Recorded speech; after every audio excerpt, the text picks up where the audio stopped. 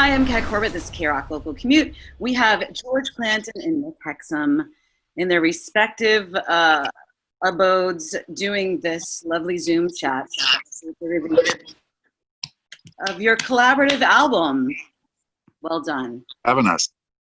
Yeah. Woo! I've been playing a couple tracks on KROQ, Aurora Summer and Topanga, which, they're just really nice, dreamy, definitely summer soundtrack songs, which is nice. And if you could just tell me, how did you guys have been working together for a while now? What was the initial thing that got you two together? So it was summers ago, right, George? It's been a while. This has been a while in the making. I mean, did you run into each other at a burger joint? What happened? Where did this come from? I'll tell the story. So I got somebody that works on our crew was like, this guy George Clanton's coming, and he makes this really cool retro electronica, and he sent me a link, and I was like, this is really cool. And he said, George is a big fan. He'd like to meet you. I was like, well, have him back after the show. And so we played the show. Carolina, what city were we in exactly? I think it was Charlotte. Charlotte. And so we hung out after the show a little bit, and just that day I started checking out his music, but I was like, man, I feel like we could make it cool. Let's just throw some tracks back and forth to see what happens. And George said later that he thought I was just being charming and would come of it. But then it kept bugging him, hey, I've been playing far along to your music, and let's actually do something. And he was like, okay, this is for real. And then he sent me the first track we did, which would become Topanga State of Mind. Was that basically your recollection of the beginning? Yeah, George, if you were a fan, then you must have been freaking out a little bit, right? Oh yeah. It's funny. I've been telling the story it was a tearjerker the last time I told this story, because it was when I keep thinking about it, I sent Nick the first song. He said in our little, I got to take a photo with my hero Nick Hexum, backstage or whatever, and like you said, I thought that he was just being charming, just messing around, whatever. And but then it was hey, Nick wants your phone number, and then he asked me Nick texted me, said send me music whenever. I sent him maybe a minute of a song that I had just been working on, and didn't know what to expect. I go, maybe it's 2 days later, he comes back and sends me an email like he does with no message, just the MP3 attached, I guess because didn't want to pressure me into thinking it was good or something. But I was in the car and I just played it, and his on Topanga State of Mind, his guitar comes in, da da da da da da da da da, and I just started screaming with my my girlfriend, now fiance, driving. And then he started singing, and I really wasn't expecting that. And I just got so emotional because I felt for the first time, I felt like I was in a cool band. It was my whole reason to make music coming full circle. I just inspired by 311 and one of my biggest inspirations at a really young age that just got me really passionately into music. It was their self-titled album was the first album that I where I realized that albums weren't just the 2 songs from MTV and then a bunch of garbage. So it was awesome. That was the first album that I fell in love with. And then now hear Nick, the same voice, is on my song. It was amazing. What an incredible validation. I mean, and Nick, you're plenty busy. You have this band that's been together for 30 years. And then to do that, is pretty incredible. But, I get the feeling you weren't just throwing somebody a bone, you were truly inspired by it, by what you heard. Yeah, it opened up a new world for me. And what I liked is that he said, I'm all about summoning nostalgia, and the way that he manipulates the sounds using like a little bit of like saturation and tuning them down to make it sound vintage.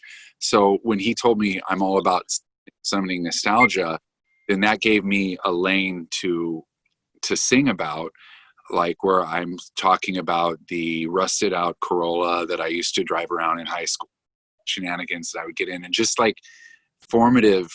A lot of it is me looking back, because and I haven't done a lot of nostalgic focused music before, so it is a new lane for me. It's been a lot of fun, and I told him early on I didn't know how he was going to take this, but like I'm very very inspired by your delightful weirdness, because he's very unique character and has a great sense of humor. So it's been fun for me, and to me, music is like a never-ending journey, and the only trick is to keep finding new things that excite you.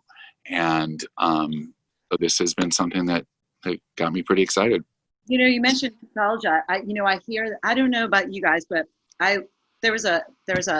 I don't even know if it exists still anymore with COVID.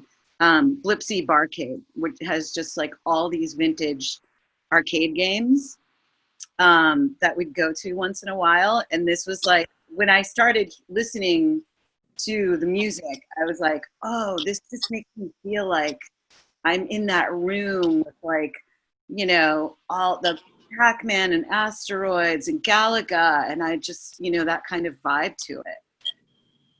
It's really great. Well, mission accomplished then. Yeah. So thanks for putting a soundtrack in my head like that. Now, wait, George, all right, we know Nick 311 and all that, but you're no slacker. I mean, you've been doing a lot of stuff for a decade now. I know you have that, festival I wanted to ask you about, the Electronicon festival that you put on for a couple of years. And, yeah. Are you hoping to, maybe do that again once we all get the go ahead to do stuff like that? Oh, absolutely. The Electronicon festival, it's just like, we run this whole, I run this whole label called 100% Electronica, and the whole thing has been this DIY exercise since the beginning, and it just keeps getting bigger. So we were just like, well, let's just have a festival and see if we could prove everybody wrong that like a bunch of these super underground artists can, that don't play shows anywhere, can have this festival. And, we had the first one last year, but it was meant to be, it's meant to be an every year type of thing. It's just unfortunate that here, really in our second year, so we had 2 last year, and for the inaugural year, just to make sure that people knew that we were serious. But this year we were going to have a big one. We were going to have a big one in New York, and, it just didn't work out. It's officially not happening. And we're just going to try to come back around again next year when everything opens up. You said something. You said that artists that normally don't play things, is that because of the they don't play festivals? Like, why wouldn't they play festivals? They just don't play at all. I mean, the world that I live in, the type of music that I represent, it just doesn't. The people who follow it are all on the internet, and it's all really underground. Is it because it's maybe stuff that, bedroom music, I guess, like the image of people creating stuff in their room solo, a kind of solo endeavor? Yeah, it's like this genre of music that I'm making, it's born, it's kind of orbiting around this internet genre called Vaporwave. And all of these Vaporwave artists, they have massive followings where, they might have, their songs have millions of plays on YouTube, but nobody knows who they are. They don't know where they live. They don't know their name. They have never played a show before. The artists have no idea how to play a show. So we just tell them, listen, well, here's your opportunity. We're going to give you some money. Come to New York, come to LA and play the show. And so I don't know, like within that,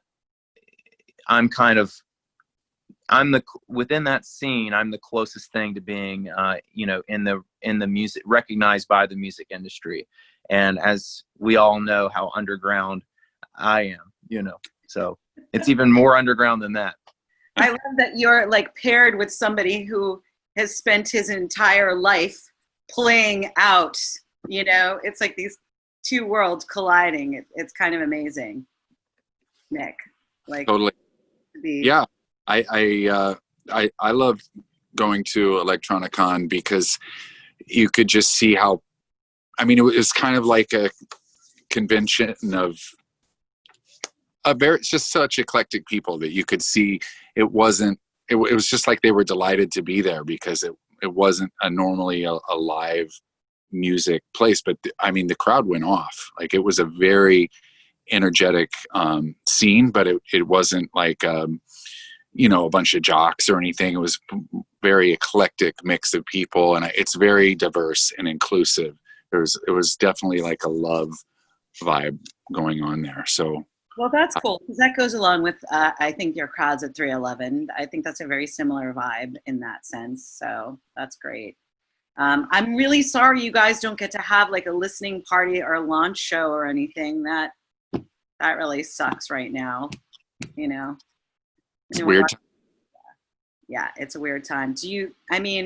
I guess, are you even thinking in terms of plans of playing a gig, or are you just sitting here waiting for stuff to get done?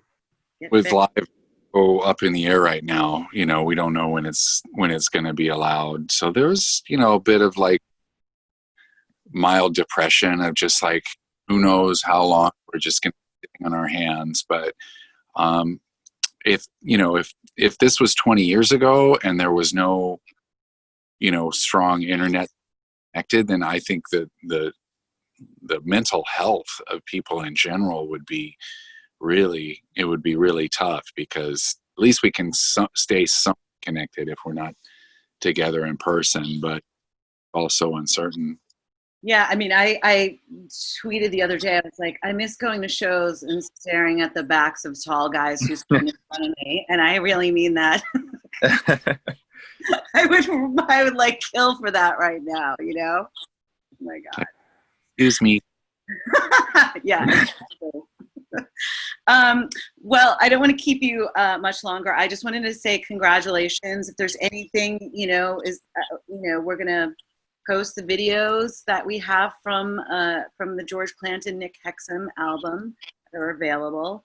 That album is out now. Is there anything else you know about this collab or your life in solitary confinement right now, George? Doing okay? You know, I'm doing okay. I'm just glad that, you know, we have this. I don't know that it's I don't know that when Nick signed up for this that he knew that it was going to be a whole 2-year commitment before we got the album out. But, you know, here we are. We finally have it finally finished it up during the, you know, the shut-in time. So I guess that's like the tiniest silver lining. I don't even want to call it that because I don't want to, you know, make light of everything that's going on. But here we have a summer album that's a soundtrack to a summer that, you know, no one's able to interact with. So that just kind of goes along with this whole, like, the album is like a nostalgia for a time that never existed, you know. So here we have it. Well, I'll call it a silver lining. You know what I mean? We can't take a real vacation, so we listen to a new style of music that takes us to a new place. Yeah, put the headphones on.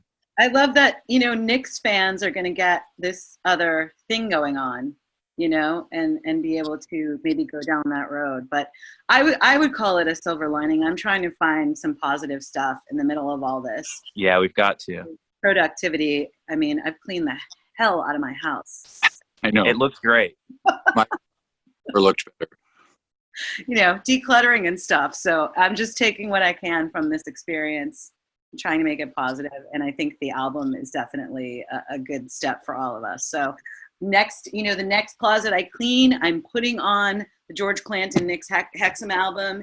And I'm just like, Marie Kondoing the shit out of it. It's going to be awesome. If it brings you joy, keep it. If not.